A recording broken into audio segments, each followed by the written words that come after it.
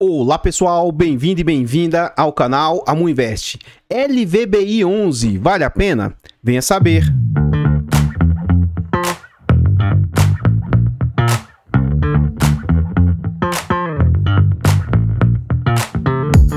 Artlist.io. Então pessoal, antes da gente saber mais a respeito desse fundo imobiliário, eu gostaria de pedir humildemente, por favor, deixa o like no vídeo e comenta para nós. E aí, você conhece esse fundo imobiliário? Sabe em que ele investe? Quem é a gestora? Segmento de atuação? Comenta aí que seu comentário é muito importante para o crescimento e desenvolvimento do canal. Compartilhe o vídeo com as pessoas que você conhece, nos ajude a levar conhecimento e educação financeira a mais pessoas. Like, comentário e compartilhamento é de graça, não custa nada, vocês vão nos ajudar imensamente. Ajude-nos a continuar crescendo o canal, então se inscreva no canal e ative o sino. Se estiver gostando do canal e quiser nos apoiar financeiramente, clique no botão azul de Seja Membro, de aderir, e saiba mais, a partir de 10 centavos por dia. Tornando-se membro, você ainda vai ter direito a vários benefícios como acesso antecipado a vídeos, participa do grupo fechado do Telegram e tem preferência quando pede um vídeo aqui no canal. Nós temos um grande objetivo até o final do ano, que é tentar tirar uma certificação CEA. Essa certificação é cara, lá em São Paulo, teria passagem, hospedagem, dentre outros. Quer nos ajudar? Faça-nos uma doação para o Pix do canal de qualquer valor, amuinvest@gmail.com é o Pix do canal. Eu tenho uma série aqui no canal que se chama dos tops, né? Entre aspas, como se fosse um ranqueamento dos melhores fundos. E esse fundo aqui, na série, ele fica muito mal posicionado. Mas, para mim, é um queridinho do setor logístico. Eu gosto muito desse fundo, gosto da gestora. Na medida do possível, eu tento sempre tirar o meu viés, mas aqui acaba tendo um pouco de viés, né? Então, gosto bastante desse fundo. Eu já iria trazer um vídeo atualizado dele, que fazia um tempo que eu não trazia, mas toda vez que um membro pede um vídeo, como eu sempre aviso, né, tem preferência. Eu já estava com os vídeos agendados até terça-feira. Esse vídeo aqui ele vai sair na sexta. Eu estou gravando ele na terça. Eu estou sempre gravando e soltando vídeos antecipados agora para os membros. Estou tentando antecipar o máximo, né? E a minha agenda já estava toda pronta até segunda. Então eu mudei toda a agenda porque o membro pediu, como ainda não estavam gravados, aí esse vídeo que entrou agora na preferência dos vídeos que eu estava gravando. Tá bom? Tá aí o Jardel, ele falou, salve, e ele é membro há muito tempo. Ele falou, salve amor, pode fazer um vídeo do LVBI? Os vídeos sobre esse fundo no canal já são antigos. Valeu? Então tá aqui o vídeo atualizado. Eu tenho 2 canais secundários que a gente está tentando monetizar esses canais e chegar a 1000 inscritos. Então a Mufiagro, se não chegar agora em julho, em agosto deve chegar. Vá lá, se inscreva, dê essa força pra gente, é de graça, não custa nada. Muito obrigado a todos vocês que colaboram. Lembrando o seguinte, quando esse canal chegar aos 1000 inscritos, todo o material de Fiagro só vai ser disponibilizado lá. Por enquanto, eu tô trazendo lá e aqui, mas os vídeos sobre Fiagro, os ranqueamentos sobre Fiagro, só vão sair lá no canal Mufiagro. Esse fundo imobiliário é um fundo de tijolo, é um fundo do setor logístico, é um fundo que foi lançado em novembro de 2018, ele é de base 100, VBI é a gestora, mandato renda, tem uma liquidez muito boa de 2 milhões em média por dia, os usuários do site dão nota 3 de 5, ele faz parte do IFIX com 1,08%, e é um fundo que conta ali com mais de 11 milhões e 700 mil cotas. Em termos de PVP, ele está sendo negociado com desconto, está sendo negociado a um PVP de 0,85.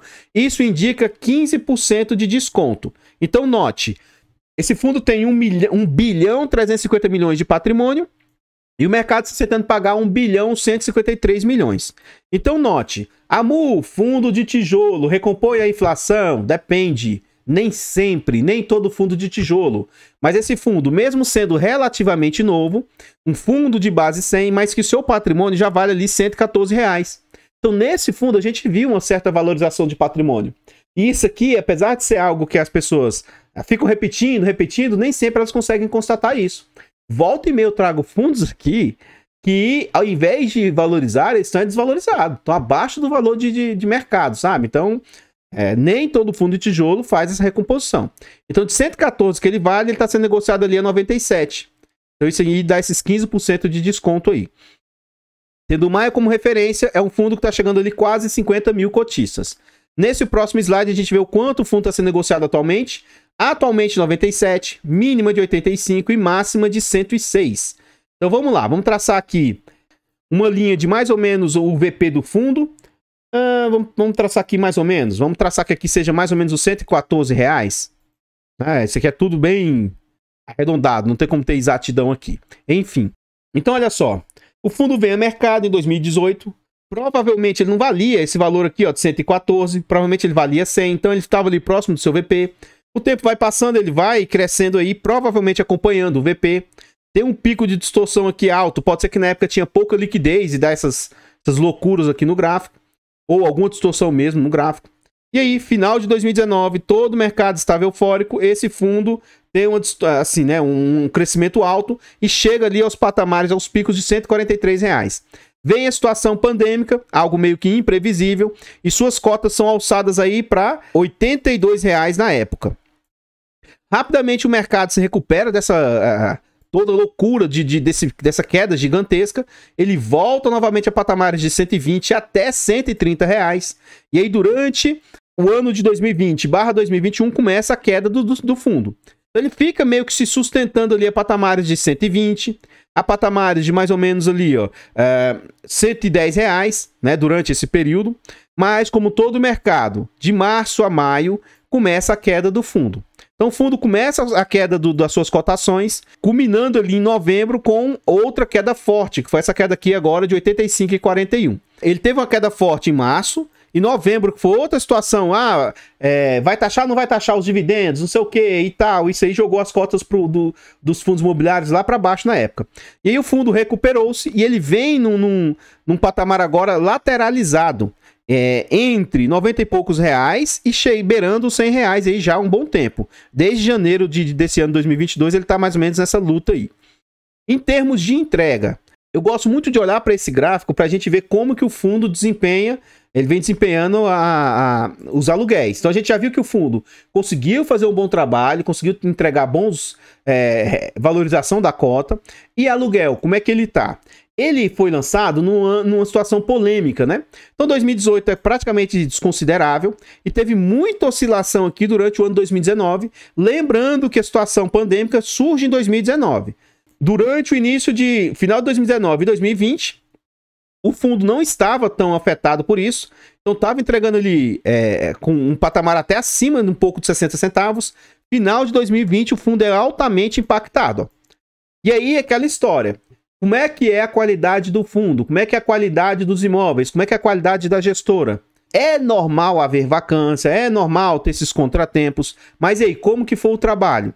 Olhe para o gráfico e veja se não houve uma melhora gradativa mês após mês dos rendimentos, voltando a patamares e inclusive até aumentando os patamares atualmente. Ó. Atualmente o fundo está ali, ó, 74 centavos de dividendo anunciado no último mês. Ele já passou por 3 subscrições e na última subscrição entre setembro de 2020, ele fez a sua última subscrição. Aqui a gente vê as últimas entregas. Então o fundo vem ó, de 63, 65, 67, 70... E agora, 70, 71, 72. E parece que o fundo assentou-se nesse patamar de 74. Porque as últimas 3 entregas já estão no patamar de 74 centavos. 30 de junho, para pagar no dia 7 de julho, o fundo anunciou 74 centavos. E na época a cotação R$ 98,00. Representava um yield de 0,75. Como a cotação recuou um pouco, o yield subiu para 0,76. E o fundo vem com 8,5% de yield acumulado. Para esse fundo aqui, que eu considero ele um pouco mais arriscado que o HGLG, eu exigiria no mínimo 0,7 de yield. E note que esse fundo já há um bom tempo vem entregando esse 0,7 de yield mínimo aí, ó. Então, em termos de yield, é o que eu aceitaria receber, e isso no cenário atual. Fundos de tijolos não vão pagar tanto assim. Nossa, Mu, isso é uma loucura, você não sabe de nada. Como que você fica falando de fundo imobiliário pagando tão pouco com a Selic a 12%, 13%? Meu Deus, você é muito burro. Gente, um dos grandes, quem sou eu para ensinar alguém, tá? Eu sou um Zé Goiaba, um Zé Bosteiro, sou ninguém. Mas uma tentativa que eu quero alertar para vocês, para que vocês, se tiver muita gente nova aqui, não vai lembrar. Mas pelo que eu olhei no perfil do meu canal, tem muita gente da minha idade, mais ou menos. Então aquele pessoal provavelmente deve, pelo menos, ter ouvido falar do que eu vou falar aqui. Lembra do Lion dos Thundercats? A visão além do alcance? O grande objetivo que eu quero tentar trazer para vocês aqui é sobre isso. Olhe no futuro, olhe para frente. E também olhe para o passado e veja o histórico. O mercado de renda variável, ele vem se mostrando superior à renda fixa incansavelmente. Agora, se você olha para apenas um único cenário aqui, atualmente não tem como falar. A renda fixa está superando a renda variável, é inquestionável. Mas ainda assim, se você pegar o acumulado, até agora a renda fixa está começando a superar. Não é porque a Selic hoje está nesse patamar que quem estava investindo em renda fixa está recebendo isso hoje, né? Porque querendo ou não, você recebe o acumulado de lá para cá. Você não... Enfim, eu vejo fundos imobiliários e fundos de tijolos com bons olhos. Se a gente vier para o mundo real, você vê o mercado real, se você for alugar a sua casa, sabe? Esse yield aqui para mim é excelente, é fora do normal. E outra coisa, é só o meu critério, né? Se a pessoa não está satisfeita, não tem problema nenhum, respeito e cada um. A gente vê que inúmeros institucionais possuem posição no fundo.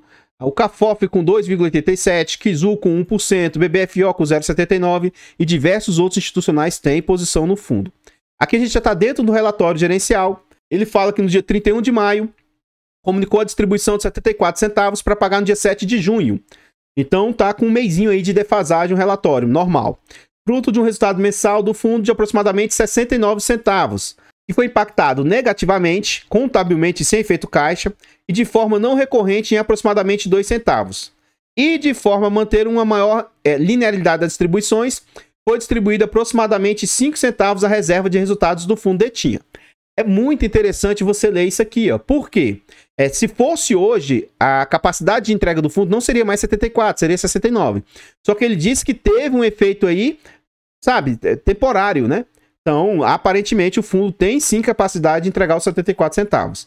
Gestão comercial. Durante maio, houve a desocupação de um módulo no ativo Itapevi, que encontrava-se em cumprimento de aviso prévio. E assim, o fundo fará jus ao recebimento de multa por rescisão antecipada e passou a ter uma taxa de vacância de 0,5% nos espaços prontos para ocupação ao final do mês.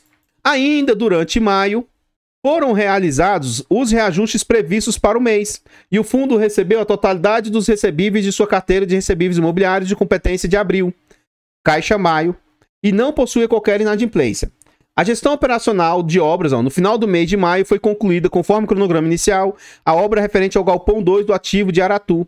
Já no ativo Cajamar, o galpão está praticamente concluído e a etapa de checklist restando pendente de documentação relacionada. Ele tem 2 ativos que ele está desenvolvendo, tá?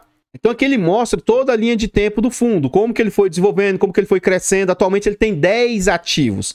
Então, em novembro ele fez a primeira emissão, e aí os ativos que ele comprou, ó, Guarulhos, Extrema, Mauá, Araucária, Pirituba, ó, Betim, Jandira, Aratu, Cajamar. Salvo engano, ele está desenvolvendo esses 2 aqui, ó, Aratu e Cajamar. E esses ativos aqui, ó, expansão do ativo Araucária, expansão do ativo Betim, esses aqui ele está conseguindo aumentar a área lá de... área bruta locável. Aqui a gente vê o seguinte, ó. O fundo é dono de 100% dos ativos nos quais ele investe, exceto o imóvel de Aratu, que ele é dono de 70%. Ele tem diversificação interna dos imóveis. Na maioria aqui, alguns, né? Extrema, ele tem 10 locatários. Itapevi, ele tem 9. Aratu, ele tem 7. Então eu vejo isso aqui com bons olhos quando você tem diversos inquilinos. Eu acho isso interessante. O fundo, que agora começou a ter vacância, né? 6% em um ativo, mas que no portfólio total representa 0,5% de vacância. Se a gente olhar vários logísticos bons, inclusive até mesmo HGLG, XPLG, BTLG, ativos de altíssimo padrão, eles têm uma vacância maior do que esse fundo. Vacância financeira, 0,5% também. A maioria dos contratos aí tem prazo médio de acima de 5 anos, né? E aqui a gente vê o quanto que cada um dos imóveis representam da receita. Então, 26%, 7, 8, 10, cada um dos ativos. Aqui a gente tem uma breve imagenzinha de cada um dos imóveis do portfólio, né? Dá para ver que esses 2 imóveis aqui, aparentemente, que parece não estão prontos, mas já estão bem em andamento o desenvolvimento desses galpões logísticos aí. O relatório deles é um relatório muito completinho. Tem muitas informações. Eu acho isso bem interessante. 42% dos seus imóveis tá numa posição considerável, chamado Raio 30 lá de São Paulo. Ele vai ter ali mais 10% na região metropolitana de Curitiba, ou seja, ótima posição. Extrema também, ó, 26%. Região metropolitana de Belo Horizonte, 11%. E também região metropolitana de Salvador, 10%. Os ativos que não estão Aí em São Paulo estão em regiões, sempre regiões metropolitanas, ou seja, está bem próximo das grandes cidades aí, das regiões nas quais ele se encontra. 94% dos ativos tem padrão A de qualidade. 6% dos ativos vai ter padrão B. Provavelmente é somente um único imóvel que tem 6%. E aqui, se você quiser saber onde fica cada um dos imóveis, ó, o log Betim, então fica lá em Minas. O Extrema, Jandira, e vai um por um os gráficos aqui, né? Qualquer coisa você pausa o vídeo aqui e dá uma olhada com atenção. Ou seja, o fundo tem 10 imóveis, tem uma boa diversificação de ativos aí. Aqui a gente vê cada um dos ativos, o que eles representam para o portfólio, né? Então esse imóvel aqui de Itapevi, aqui, ó, que é 6%, ou o imóvel de Pirituba, que é 6%, pode ser um dos imóveis que seja de padrão B. Deve ser um desses dois imóveis que deve ser de padrão B. Então a gente vê o seguinte, o imóvel que traz mais receita para o fundo é esse imóvel de Extrema, deve ser o maior deles. E aí, Jandira, Araucária, Aratu, Betim, devem ser os outros ativos aí, também traz um bom resultado para o portfólio.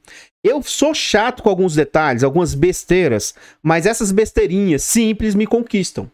O que eu sempre falo aqui nos meus vídeos? Cara, bate o olho, você tem certeza que isso aqui é desse aqui, ó. Que esse aqui é desse aqui. As cores te deixam inquestionável em relação a isso. Agora imagina se a gestora vem aqui e faz tonalidades de verde, ou tonalidades de vermelho, tonalidades de amarelo apenas. Cara, fica aquela bagunça, aquele trem aqui, você bate o olho. Mesmo que tenha duas cores aqui semelhantes, ó, dá pra você saber que um tá longe da outra. É tão difícil assim de fazer um relatório mais visualmente, sabe? Você bater o olho e identificar. Isso, querendo ou não, é um certo capricho da gestora. Na minha opinião, quanto mais claro for as informações pra você, melhor, né? E é coisa besta, mas enfim. 32% do portfólio é do setor logístico, 27% é do setor de e-commerce, 11% do setor de varejo, 11% também do setor de bebidas. Também tem alta diversificação de segmentos dos ativos. Os inquilinos, isso aqui é outro ponto que me chama atenção, tá? Então aqui, um ponto estritamente, altamente positivo, na minha opinião. Tá extrapolando um pouquinho os 10%, que eu acho de limite, mas ainda assim não é nada fora do normal.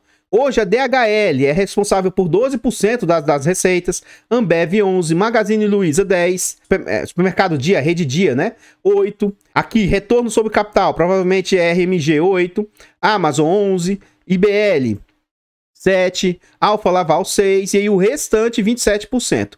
Isso aqui para mim é um dos pontos mais positivos do fundo. Por quê? Isso aqui significa que o fundo não tem dependência de um inquilino. Se um dos inquilinos sair, não vai prejudicar o fundo, não vai causar alto impacto no fundo de alta dependência. Então isso aqui para mim é algo que eu fico muito, muito satisfeito, né? Um ponto, entre aspas, negativo é que o fundo não tem um percentual alto de contratos atípicos. 71% dos seus contratos atípicos. Só que, né, aparentemente a gestora vem fazendo um bom trabalho, seus imóveis são muito bem localizados, porque a vacância é baixa. Mesmo não tendo uma quantidade alta de contratos atípicos, ele não tem tanta vacância, né? Então eu acho isso muito, muito positivo. 21% de contratos atípicos, e aí esse retorno sobre capital investido provavelmente são os imóveis que estão com RMG aí, que são em construção, acredito eu. 52% dos seus imóveis são corrigidos, né, pelo IGPM, 40% pelo IPCA e 8% pelo IPC. Os meses de reajuste, quando ocorre reajuste, janeiro, maio, julho, são os meses que tem o maior percentual de renovatórias aí. Aqui a gente vê os vencimentos dos contratos. Gente, eu evito falar de outros fundos, de outros ativos quando eu tô falando, né? Mas eu não aguento. Eu nem vou falar para não falar que eu tô pegando no pé, tá? Eu não vou falar, você só fica enchendo o saco, nossa, você é chato. Eu não vou falar, tá bom? Não vou falar. Tem uma certa gestora por aí, não vou falar. Qual é a gestora? Não falo. Tem uma certa gestora por aí. Cara, ela me coloca 3 colunas. Ela coloca a coluna de 2021. Nós estamos em que ano mesmo? Ela coloca 2021, meu Deus. Aí ela coloca lá 2022 e depois coloca a partir, um maisinho assim, ó, de 2023. Pode falar o que for de mim. Isso ele fez até pro XP, e falei a gestora, até pro XPLG, tá? Que é um excelente fundo. Caraca, será que é preguiça? Pode me chamar nesse caso, eu infelizmente ou felizmente, eu estou sendo enviesado totalmente. Tá aqui, gente, ó. Esse ano 2021 vai vencer 1% dos contratos, ó. 22, né? 22, 23, 24, 25, 26, 27, 28, 29, a partir de 2030. Poxa, é tão difícil assim colocar umas coluninhas a mais, gente. Com os milhões que a empresa recebe mensalmente de taxa, será que não podia tirar um pouquinho aí para pagar alguém para fazer um Excelzinho para eles? Pelo amor dos meus filhinhos, né? Enfim, vamos agora analisar esses dados. Ó. Ano que vem, 11% dos contratos vão vencer. 2024, mais 11%. Então, assim, é um número, não é baixo. Temos que ficar analisando. Eu, que sou cotista do fundo, tenho que ficar de olho. Mas não é nada de outro mundo, não. Então, assim, onde vai começar a preocupar são esses vencimentos aqui a partir de 2026, ó. 17%, depois mais 14%. E a partir de 2030, né, começam outras vacâncias altas. Mas não é nada de outro mundo, né? Outro ponto que me agrada muito é, durante esse ano, teve alguns reajustes, mas 2023 e 2024 vai ter um número altíssimo de renovatórios aí, ó, de revisionais. E aqui, ó, pode melhorar e muito a entrega dos rendimentos do fundo, né? Então, muito bom aí, ano que vem e 2024 promete. E a vacância do fundo, de novo, olha para trás e vê o que a gestora está fazendo. A gente viu contratempos lá naquele gráfico lá atrás de distribuição de dividendos, né? Mas olha, a gestora fazendo um excelente trabalho. De 3%, que já era uma taxa baixa, reduziu para 0%. E agora voltou aqui, não é 1%, né, que a gente viu lá, que é 0,5% de vacância. Ponto muito positivo. E aqui a gente vê os ativos lá que a gente está falando das construções, ó, da expansão e etc. Então, durante o mês de maio, foram concluídas as obras referentes ao Galpão 2 lá de Aratu, restando pendente a execução dos serviços relacionados à checklist. Então tá aí a foto do imóvel, esse aqui já tá pronto, então, provavelmente esse aqui é o 2, não sei dizer qual que é o 2, qual que é o 1, mas teve uma expansão aí, né? E com previsão de conclusão no segundo trimestre de 2022, ou seja, esse junho já deve ter terminado, ou está próximo de terminar. Ao final do mês de maio, a obra relacionada ao galpão lá de Cajamar estava praticamente concluída em etapa de checklist, restando pendente a documentação relacionada e a conclusão da construção e individualização da propriedade para que seja lavrada a escritura de compra e venda definitiva do imóvel. Então tá aqui esse outro grandão aqui, bem interessante. Vou mexer esse trem de inquilino e gerar din-din para nós que somos cotistas do fundo. Aqui a gente vê a DRE do fundo. Então o fundo está cobrando 0,93 de taxa. Aí aqui, isso é um ponto muito ruim do relatório deles. A VBI nesse ponto é péssimo isso aqui deles. Infelizmente, eu não sou... Eu fico vendo alguns outros canais e assim, ó, o cara é enviesado igual eu, igual todos nós somos. Temos viés, posições, sabe? Aí ele fala da gestora A e questiona que a gestora A faz um assunto 1. Aí outra gestora B, essa aqui ele gosta. A outra gestora B faz o mesmo 1. Nesse aqui ele fala, não, que tal. Aí ele fica passando pano. Aí nesse aqui ele descasca porque ele não gosta da gestora e tal. Cara, eu gostando ou não de um gestor, eu gostando ou não de um fundo imobiliário, eu gostando ou não de um relatório, o que não me agrada eu vou falar, não, né? Eu não tenho... Sempre tentando ser respeitoso, né? Mas enfim, isso aqui deveria ser melhor colocado, com mais meses, sabe? Pra mim é um pouco ruim essa parte da DRE deles. Mas, enfim, esse defeito é da maioria dos fundos. Eles não fazem um destrinchamento das despesas aqui. Então, como ele não faz esse destrinchamento, eu vou considerar que tudo vai para o bolso do gestor. Mas, toda vez que a gente vê um relatório gerencial que eles abrem essas despesas, você vê que nem tudo aqui está indo como taxa, né? Então vamos lá. Em maio, o fundo receitou 10,4 milhões e teve 1,4 milhões de despesa. Vamos ver o que isso representa de taxa. Lembrando que 15% seria o meu limite, né? Então, 1,4 vezes 100 dividido por 10,4. Então a gente vê que as despesas estão em 13,46 e durante alguns meses isso aqui chegou a extrapolar aí os 15%, que me deixou um pouco triste e chateado. Vamos ver nos últimos 12 meses, para ver se isso aqui não é só temporário ou momentâneo. Então vamos aqui, ó, 15 vezes 100 dividido por 112,4. Nos últimos 12 meses as despesas estão ali altas, não é bonzinho não, mas é aceitável. 13,34% de taxa dentro dos 15% que eu reputo ser algo aceitável. Aqui o fundo mostra, eu gostaria que isso aqui fosse até um pouco mais expandido, tá? Quando o fundo tem alavancagem, eu acho que o gestor tinha que ser mais transparente como que funciona essa alavancagem. E aqui eles estão falando, ó, no final de maio o fundo tinha de caixa 97 milhões. No segundo trimestre aqui, ele teria que desembolsar mais 75 milhões. No terceiro tri, mais 10 milhões. No quarto tri, mais 2 milhões, mais 5 milhões. E ainda sobraria 25 milhões aí ao final do primeiro tri de 2023. Então, assim, mesmo tendo alavancagem, mesmo tendo gastos a fazer, entre aspas, está tranquila a posição do fundo. Então, vamos ler o que o gestor fala aqui, ó. Em 31 de maio, a posição era de 97 milhões.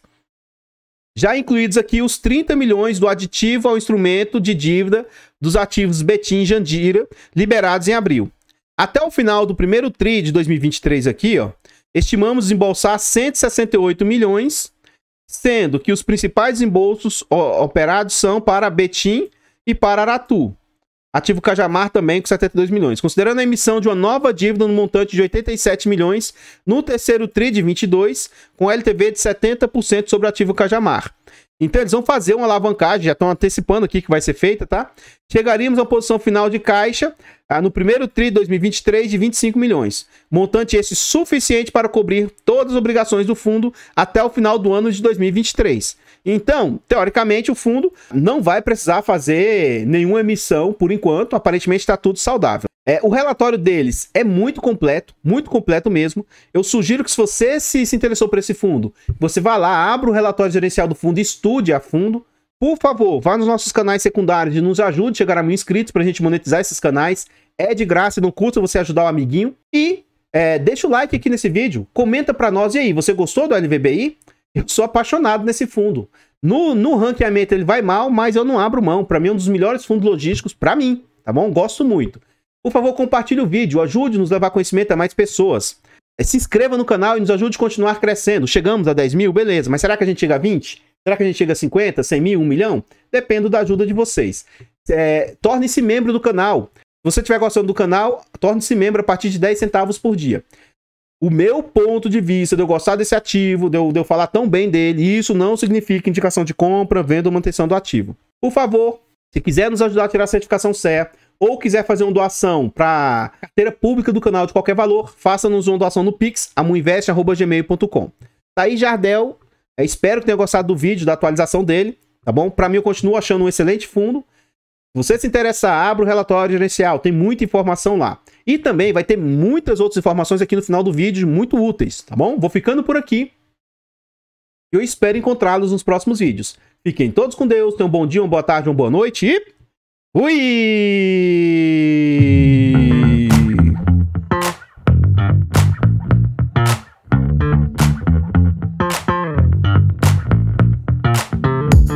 Artlist.io.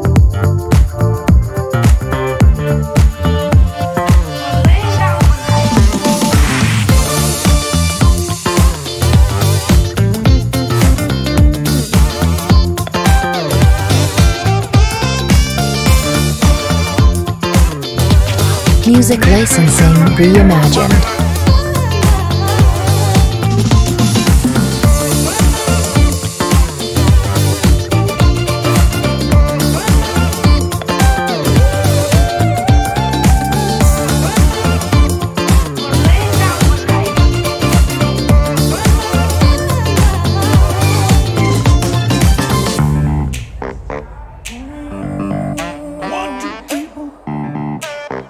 Artlist.io.